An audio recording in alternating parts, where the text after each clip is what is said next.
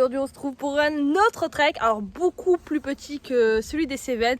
Au cas où si tu l'as pas vu, hop, n'hésite pas à le voir. Mais en tout cas, alors aujourd'hui on va faire un mini trek donc sur 2 jours. On a pris une randonnée et on l'a coupé en 2 jours. Donc je suis accompagnée de Clarisse, donc voilà, on est deux avec les chiennes qu'on ne voit pas parce que Snow est devant et Maya je sais pas, ah elle est là. Elle est là, bref. Donc le trajet, on part de Uzès, on va jusqu'au pont du Gard et après on va à Cernac. Et à partir de Cernac, on prend le bus et on rentre chez nous. Donc c'est vraiment petit, c'était 25 km. Si on se perd pas. Oui, si on se perd pas, c'est bien à notifier.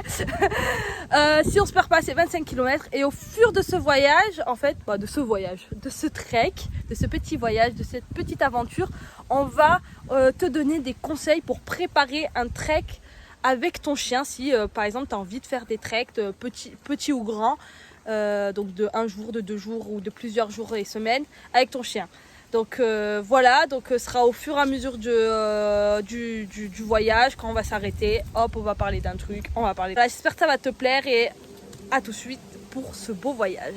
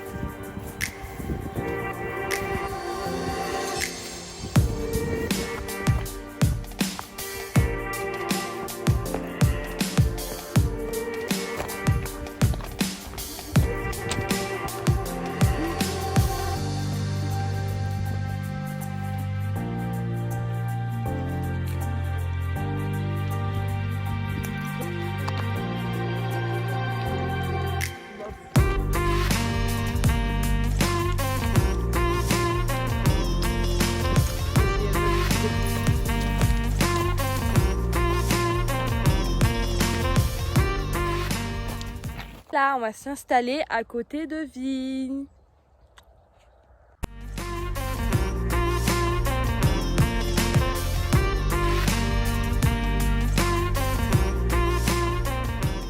On va faire un petit aparté pour le dodo avec son chien. Donc là, on se voit pas parce qu'il est un peu 18h30, 19h, donc le soleil tombe.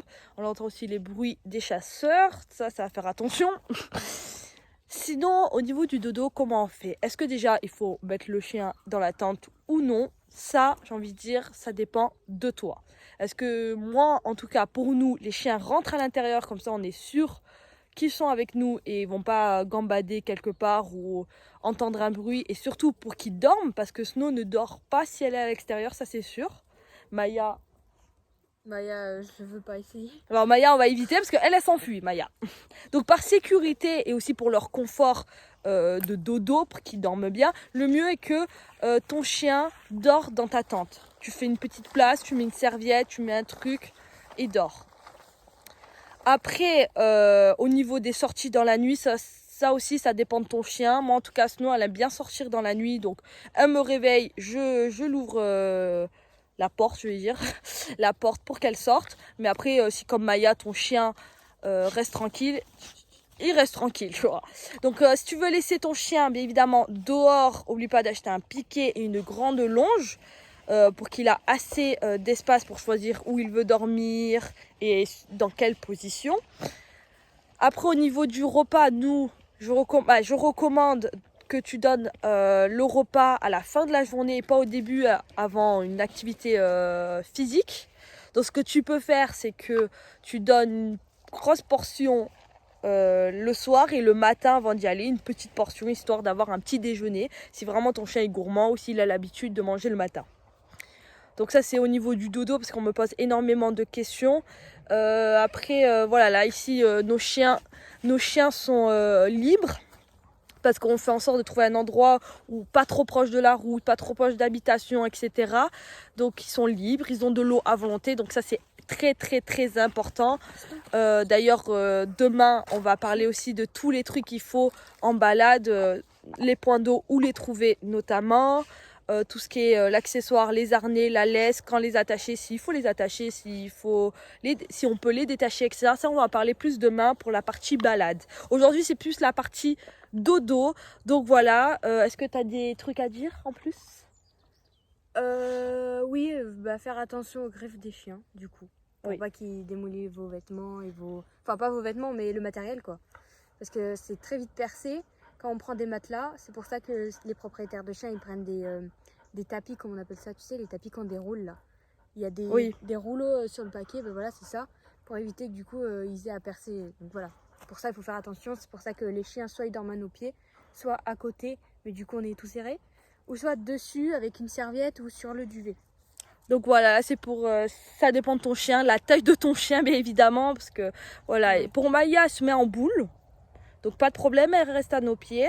Et pour Snow, elle déteste ça, déjà elle veut être à côté de moi, donc elle s'étale à côté de moi. Donc là on va voir comment on va faire cette nuit. Vraiment. Bon voilà, donc c'est pas très compliqué. Et après, donc comme tu peux voir, nos chiens sont détachés, sont heureux, on profite, on mange tranquillement. On a assez d'eau. C'est ça, c'est le principal. Donc voilà, on se repose. À demain.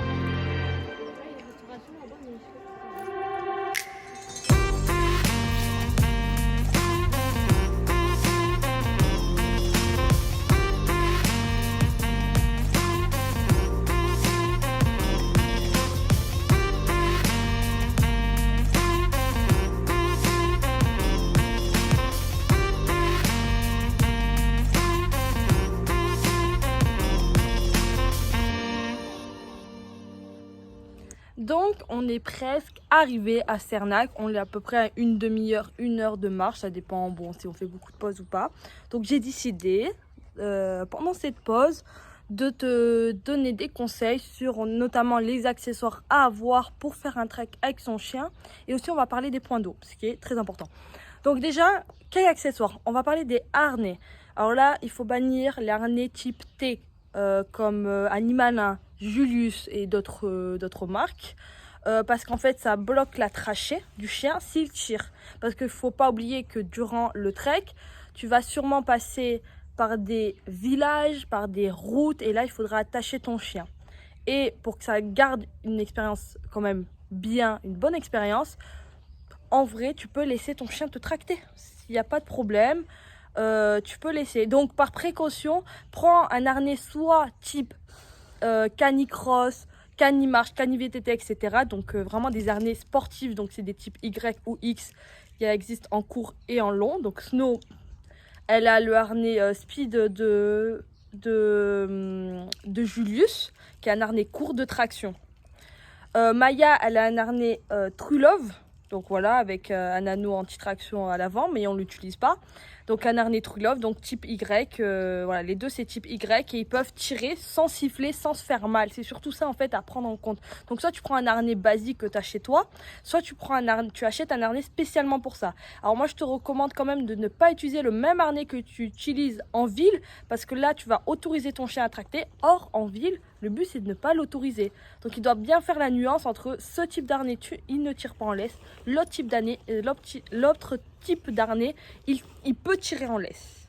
Ensuite au niveau de la laisse, c'est pareil. Tu peux prendre soit des spéciales sportifs, donc canicross, canimarche, etc. Tout ça, donc ce sera des laisses très longues avec des amortisseurs et des poignées dans chaque longueur. Donc ça c'est vraiment pas mal, c'est ce que Clarisse avec sa chienne a.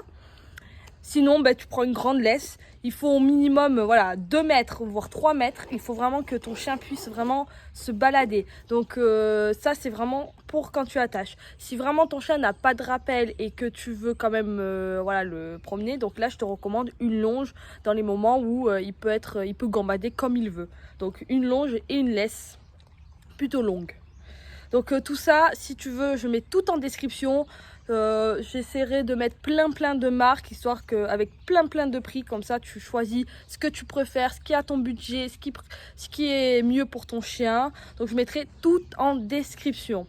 Maintenant on va parler des points d'eau. Pour trouver l'eau pour toi et pour ton chien, tu peux du coup aller dans les cimetières. Là, c'est sûr que tu trouveras. Donc l'avantage, c'est qu'il y en a dans les... pas des grands villages, mais voilà, dans la plupart des villages, il y en a. Au bord au bord des petites villes. Donc ça, c'est assez accessible. C'est vraiment à l'entrée du cimetière pour arroser les plantes. Ensuite, tu peux le trouver sur des terrains sportifs publics. Donc il y a toujours un robinet qui est derrière. Faut pas hésiter de faire le tour d'un bâtiment. Sur des places publiques, dans des villages notamment, là où il y a des kiosques, où il y a des grands terrains pour s'asseoir avec des bancs, tout ça. Il n'y en a pas toujours, mais à vérifier. Et c'était quoi le dernier endroit? Cimetière, mairie, place. Mairie, voilà, c'est la mairie. Voilà, mairie. Donc la mairie, en général, ils ont un petit robinet très discret pour arroser les plantes, j'imagine. Donc là, il faut pas hésiter.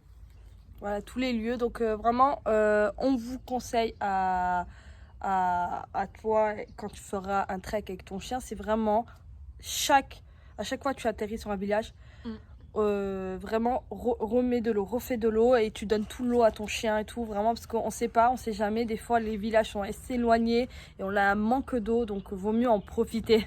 C'est ça. Il s'est passé un truc, c'est pour ça que c'est important en fait de profiter des points d'eau, parce que vraiment dans notre trek des Cévennes, plusieurs fois on manquait énormément d'eau, parce que là on n'allait pas de village en village comme ce trek, mais vraiment on était dans les Cévennes, dans la garrigue, c'était vraiment hyper dur. Donc ça, en cas d'urgence, il faut ne pas hésiter à sonner chez les personnes que vous croisez. Ça peut paraître un peu gênant, mais c'est vous ou...